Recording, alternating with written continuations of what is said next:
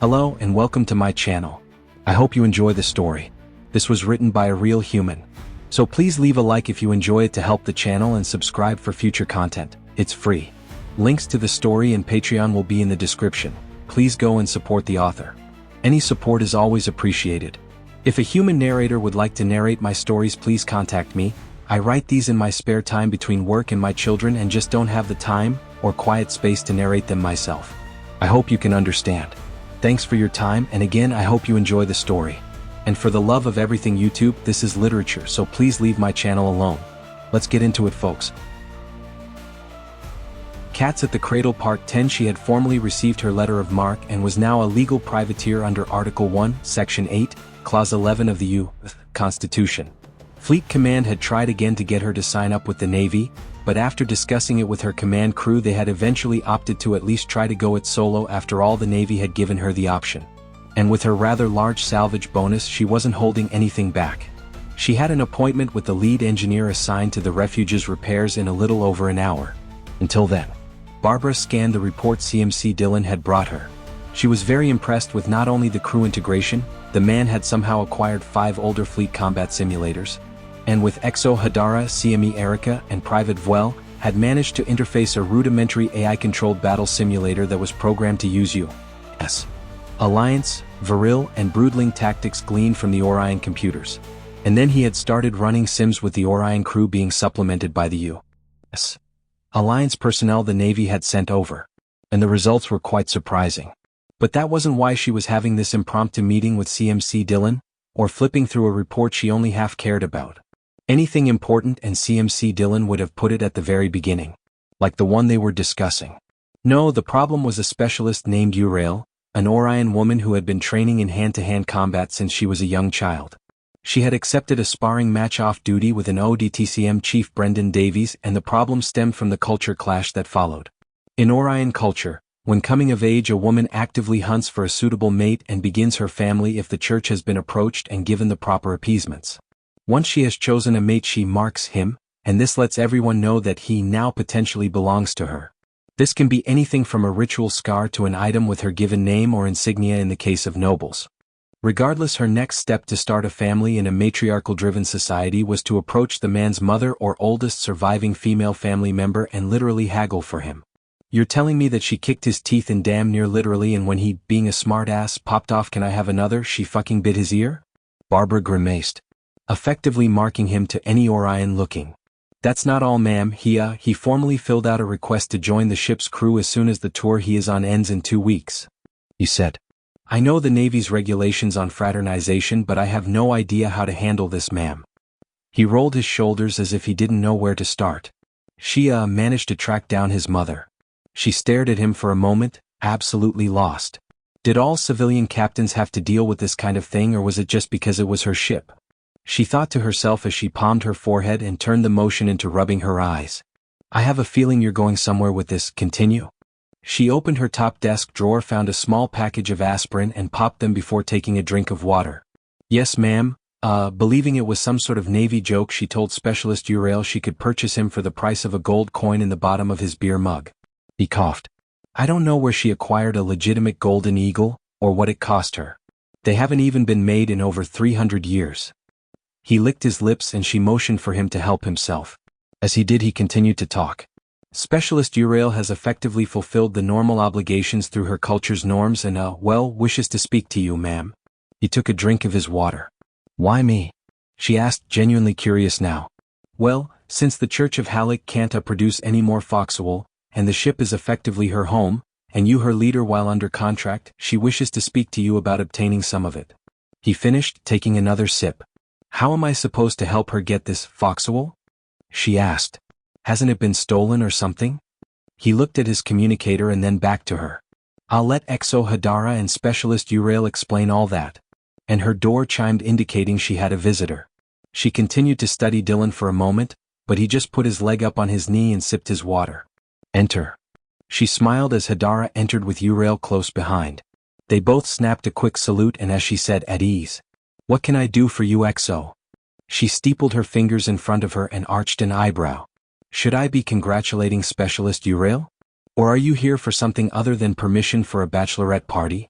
She smiled even more as Specialist Urail turned visibly pink under her thin grayish tabby-patterned fur.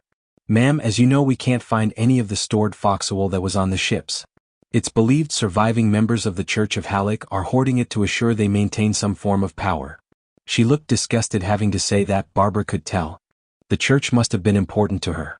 "As you know, Specialist Urail," she fumbled the word specialist a little bit, she had been opting to do her best to learn her captain's native language, which happened to be English, instead of always relying on the Nanites to translate. Brenda appreciated the gesture. "Has come to me with something at first I thought was impossible. After spending 2 days looking into it myself, I think she may have uncovered something rather important." Barbara waved for her to continue. Her interest piqued. "Well, ma'am, have you been briefed on Specialist Urail's recent relationship developments?" As Barbara nodded, she continued. "It seems that shortly after her, success, she was approached by another refugee claiming to be able to get her as much foxhole as she needed to guarantee her a child. Her XO looked like she had swallowed a fork and it was stuck sideways." She shook her head as she went on. "I must admit, ma'am, I was skeptical of Specialist Urail's report, so I asked CMC Dillon to help me." She winked at Dillon, and Barbara could have sworn he snorted some water as he spluttered and coughed.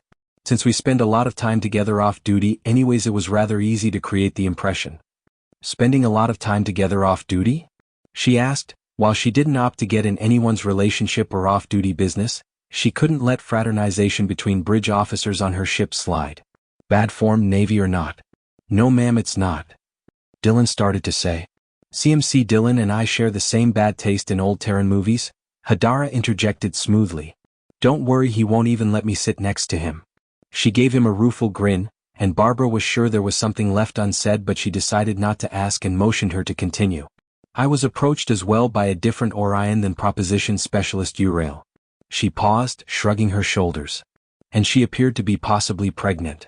Barbara knew there had been only a few Orion pregnancies since the refugees had arrived. And only one reported Orion human pregnancy, and it was something of a hot topic among the Orions. At least the ones contracted to her crew. "Well, can they?" she heard herself say. After her last night with Gregory, she had thought quite a bit about family herself. She jerked back to the present. "Well, ma'am, we asked customs just to make sure, and they checked multiple times at our behest.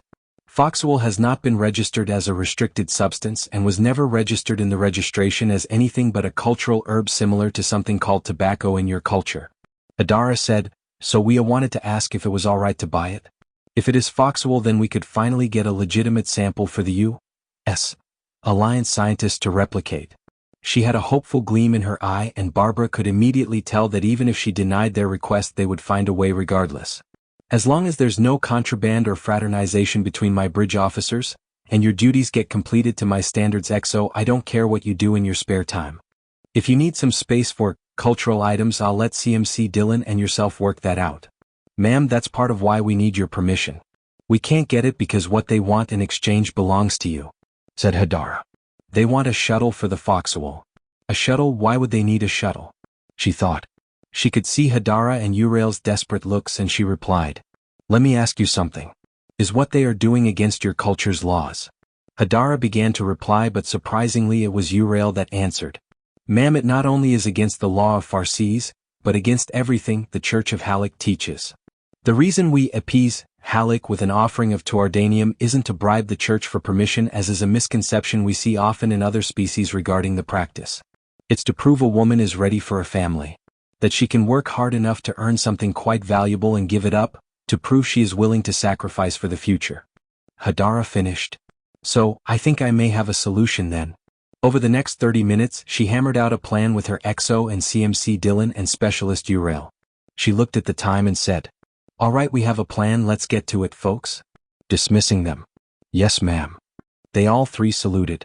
XO Hadara turned as Barbara dismissed them to escort Specialist Urail to the shuttle where they would begin prepping for the transaction. Barbara stopped them as she said, "I expect at least one report for obscene activities." When the young woman turned around with a puzzled look on her face, Barbara added, "A bachelorette party is an important occasion. And I expect you to have one." She looked at Hadara. "Consider it a cultural rite of passage. You're in Sol now. And an XO should know what one is. You can be in charge of planning it." She gave her XO a reassuring smile as she stood and walked past her to clasp the young specialist's shoulder. "Are you sure though?" Nothing says you have to settle down right now. Specialist Uriel looked her straight in the eyes and said, "Yes, ma'am." She nodded. And Barbara allowed them to leave. She looked at the time. 15 minutes until the engineer would be on deck 17. She grabbed the rolled-up engineering diagram she had been looking at and, exiting her office, strode across the bridge to the lift and began the journey down. She had spoken to the man about how the repairs were going every day. By now this was a normal routine for her. The lift stopped and she exited with a smile. Just yesterday she wouldn't have gotten to deck 17 by the lift. Things were progressing very nicely, she thought, as she made her way through the badly burned and damaged deck. Her ship still had a rather large hole in its outer structure. The engineering teams working from the inside to the outer hull had repaired a lot of the damaged components and systems. At least the ones they had made it to. And now the team's guided repair drones worked in mass on deck 17, cutting damaged panels out one at a time and replacing them with newly fabricated sections. "Ah, Captain, I see you came to check on the repairs. I'm happy to report teams 3 and 5 are ahead of schedule on deck 18. Deck 19 is running tests on the generators in." She saw the skinny man in an orange set of coveralls check his communicator. 7 minutes. "And we were just looking over the structural tests Team 8 ran yesterday on deck 17 in preparation for the outer segments to be replaced, beginning with plate 15B and continuing to plate 27G. Excellent. I have a question though, can we replace?" She continued to explain her idea, and as the engineer began to nod at her description, she began to unroll the diagram, sitting it on the nearest station and weighing the edge with a piece of some sort of large rod used for monomolecular welding to keep it from rolling back up. "See here and here. Can we?" The shuttle slid into the empty berth. It had taken 2 days for Specialist Uriel and Exo Hadara to get back in touch with anyone offering Foxhole. Once they had, things moved rather quickly. A tractor beam holding it locked to the slip. The shuttle was the cost, and Hadara carefully checked the hidden door set into the floor of the shuttle's transport bay. Originally built for holding luggage for VIPs and to hold extra components in case of an emergency, only Navy personnel even knew it was there. She tapped her foot on the floor twice, the signal they were leaving the ship. She pressed the button and the door slid open. 3 Orion women dressed in folds of dark brown cloth with the stylized eye and claw insignia of the Church of Halleck hanging around their necks on long silver chains stood on the slip, and 2 large crates stacked beside them on the slip's deck. "Ah, daughters Hadara and Uriel, we have been waiting for you." "That's the shuttle?" asked the older of the 3 Orion women, her fur a dull rust-brown color with slightly darker stripes. "It is that the Foxhole?" Hadara asked, walking forward. She stopped abruptly as a plasma pistol was suddenly drawn and pointed at her from the Orion on the left. She quickly put her hands up to show she wasn't a threat, and looked back at the shuttle door. "Easy now, Sister Fleur, they haven't done anything to threaten us yet," said the older woman. Looking at Hadara, she said, "Yes, it is." She put a hand on the Orion woman's arm, holding the pistol on them, causing the woman she called Fleur to slowly lower the pistol. "If everything is in order, we can finish this transaction and be on our way." "Why do you need a shuttle?" asked Uriel. "Check the shuttle and make sure nothing's amiss, Cora," said the older Orion woman, and the third woman quickly moved to comply. She looked back at Uriel and answered her. "We intend on using it to get back to Farsi. We should have never left." She said the words with such conviction that Uriel and Hadara looked at each other. "You have to know that Farsi isn't going to be the same place we had to flee. The Viril and Sagoth brood have probably picked any biomass they could find off it and turned it into a hive world by now." Hadara said as gently as she could. Fleur still held the pistol and she didn't want to inadvertently provoke her. "We know this," said the older woman. "We still feel we didn't have a choice. And Farsi is our home. It's clear," came Cora's voice from inside the shuttle.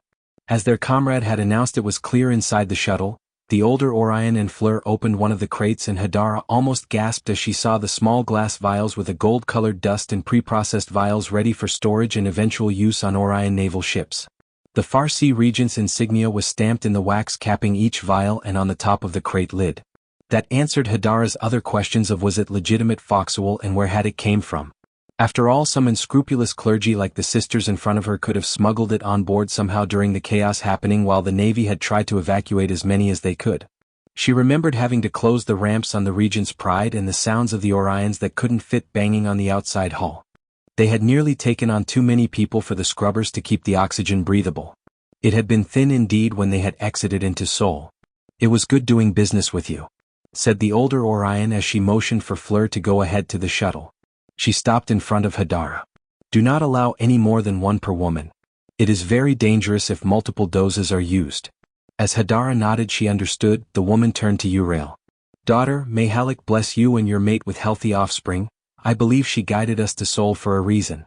But we must return to Farsi. We have to know what happened to our sisters.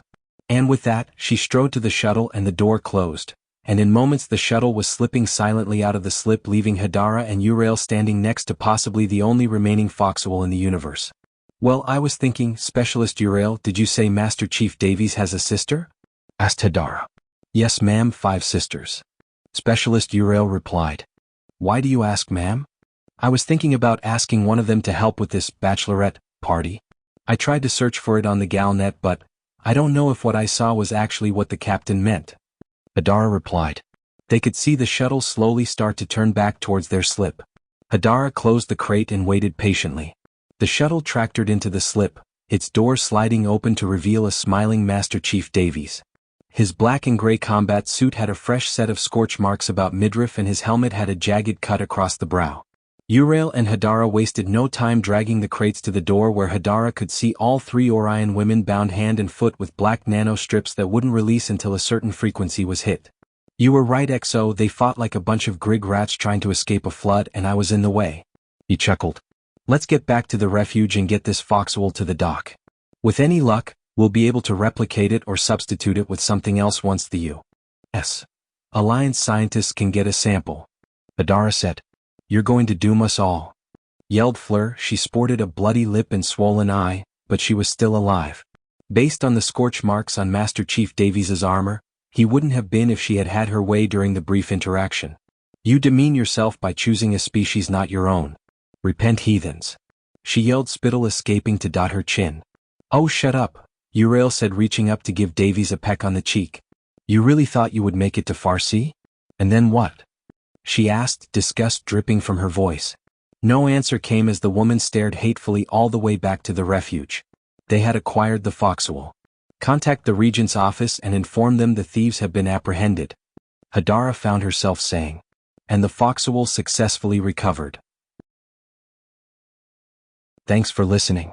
Please leave a like and hit the subscribe button if you enjoyed the story. If you feel generous and want to support the author's work, go visit the Patreon link in the description. Any support is welcome. Until next time.